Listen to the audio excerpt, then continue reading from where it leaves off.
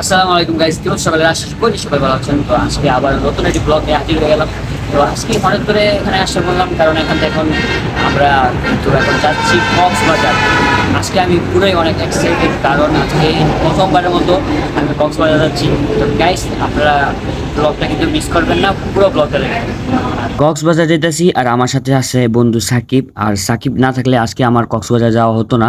তো সাকিবই আমাকে নিয়ে যেতেছে আর কি আজকে কক্সবাজার। তো আমরা দুজনে মিলে কক্সবাজার যাব। তো এখানে বসে আছি বাসের জন্য, অপেক্ষা করতেছি, অনেকক্ষণ ধরে অপেক্ষা করতেছি। সেই 9টা বাজে আসছি, এখন প্রায় 12:30 বেজে গেছে। দেখি কখন বাস আসে, বাস আসলেই দেখা হবে বাসের মধ্যে। অনেকক্ষণ পর বাস আসলো আর বাস আসার পর আমরা বাসে উঠে বসে পড়লাম। আর এই যে দেখেন বাসের মধ্যে উঠা আর কি বাতাস লাগতেছে, বাস একদম পুরাই ফুল টানে আছে। আর বাসে ওঠার পর কিছুক্ষণের মধ্যেই শুরু হয়ে গেল নাচানাচি।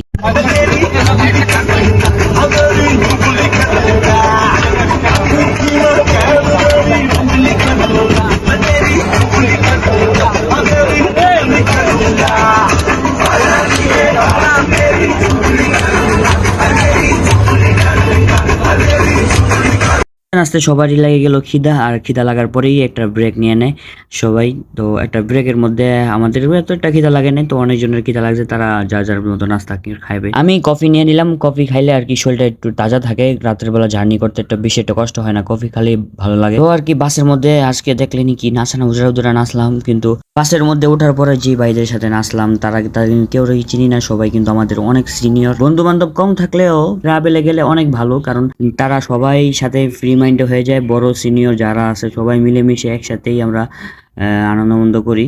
তো সেখানে অনেক মজা হয় আর কি।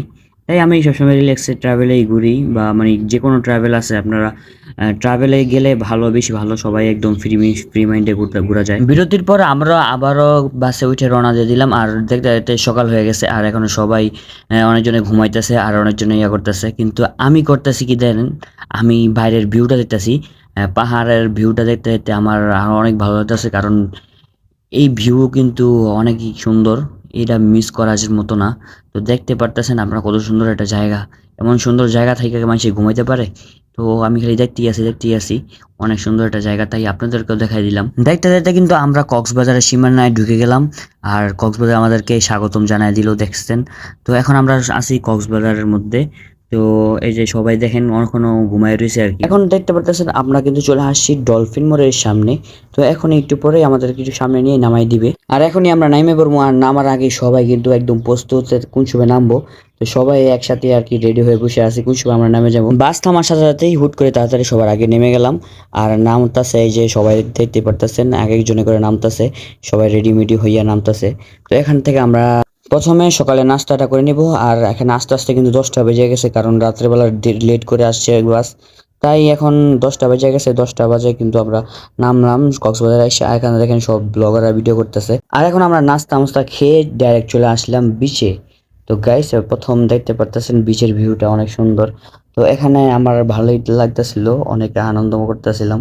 তো এখন আমরা আর কি ব্যাগটি এখানে জমা দিয়ে তারপরে যাব ছবি তুলা, তারপরে একবারে যে পানিতে নামবো আর কি। এখানে চলে আসলাম, এখানে আইসা একটা ছবি তুলে নিলাম আর কি। আরো সাকিবে তুলতেছে, তো আমি এখানে ছবি তুলতেছিলাম।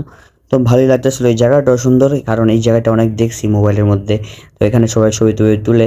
আর এখানে দেখেন ওই যে বীজটা, আমার মন যেতেছে এখনই দৌড় দিতাম আর কি। তো ছবি তোলা শেষ হলে আমরা অবশ্যই যাব সেখানে, যে নেমে যাবো আর কি বিচের মধ্যে।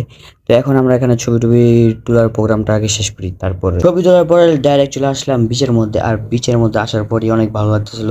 তো গাইজ, সে একটা এনজয় হয়েছে।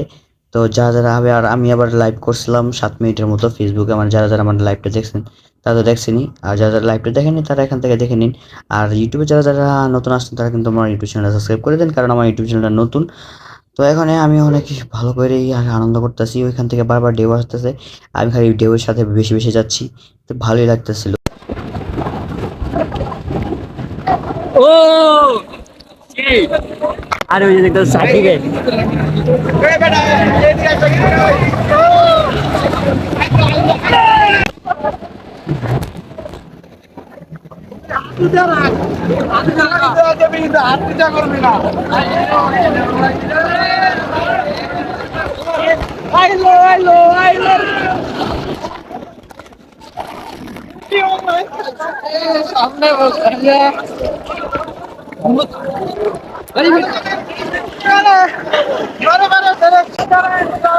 আর এদিকে বারবার ঢেউ আসতেছিল আর ঢেউর সাথে বারবার আমি বেশি যাচ্ছিলাম আর ভালোই লাগতেছিল।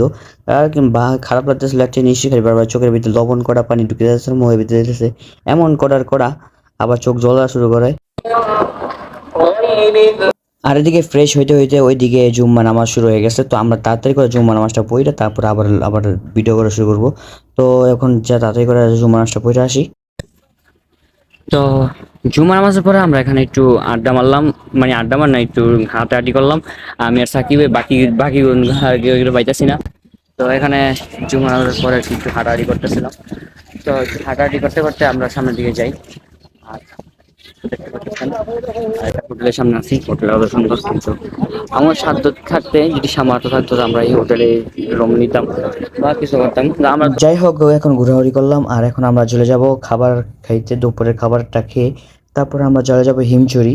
তো এখন আমরা একটু এখান থেকে বিদায় নিতেছি। তো সেই হিমচুরির ব্লগটা আসবে দ্বিতীয় পার্টে, কারণ ভিডিওটা অনেক বড় হয়ে যাবে, তাই দ্বিতীয় পার্টে রাখছি। তো যারা এখনো ভিডিও লাইক করেনি এখন লাইক করে দিন, ইউটিউব চ্যানেল সাবস্ক্রাইব করে দিন। আল্লাহ হাফেজ গাইস।